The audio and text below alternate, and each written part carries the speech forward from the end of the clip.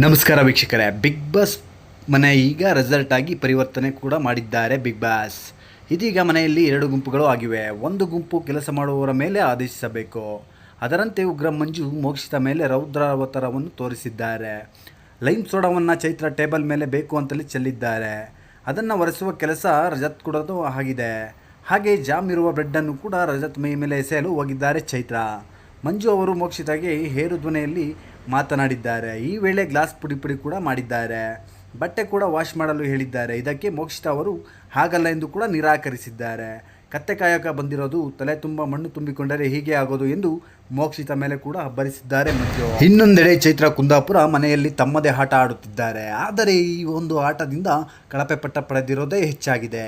ಹೆಚ್ಚು ಕಡಿಮೆ 5-6 ಸಲ ಜೈಲಿಗೆ ಕೂಡ ಹೋಗಿದ್ದಾರೆ. ಅದಕ್ಕೇ ಸುದೀಪ್ ಸರ್ ಒಂದು ಮಾತು ಕೂಡ ಹೇಳಿದ್ದರು. ಸುಮ್ಮನೆ ಅಲ್ಲಿಯೇ ಇದ್ದು ಬಿಡಿ ಅಂತಲೂ ಕೂಡ ಸಲಹೆ ಕೂಡ ಕೊಟ್ಟಿದ್ದರು. ಇದರ ಮಧ್ಯೆ ಚೈತ್ರ ಕುಂದಾಪುರರವರು ಈ ವಾರ ಕಣ್ಣೀರು ಹಾಕುತ್ತಿದ್ದಾರೆ.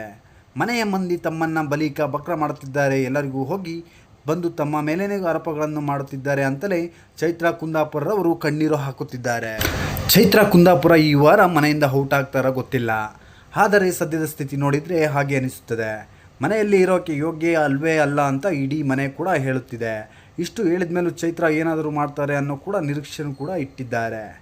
ಮನೆಯ ದೇವರ ಮೂರ್ತಿ ಮುಂದೆ ಕುಳಿತು ತಮ್ಮ ನೋವು ಕೂಡ ತೋಡಿಕೊಳ್ಳುತ್ತಾರೆ. ಆಗ ದೇವರು ಸ್ಪಂದಿಸುತ್ತಿದ್ದಾರೆ ಅನ್ನುವ ಹಾಗೆ ಬಲಗಡೆಯಿಂದ ಹೂ ಬೀಳುತ್ತದೆ. ಮುಂದೇನಾಗುತ್ತದೆಯೋ ಏನೋ, ಆದರೆ ಇದೀಗ ಈ ವಿಚಾರ ಹೆಚ್ಚು ಗಮನ ಸೆಳೆಯುತ್ತದೆ.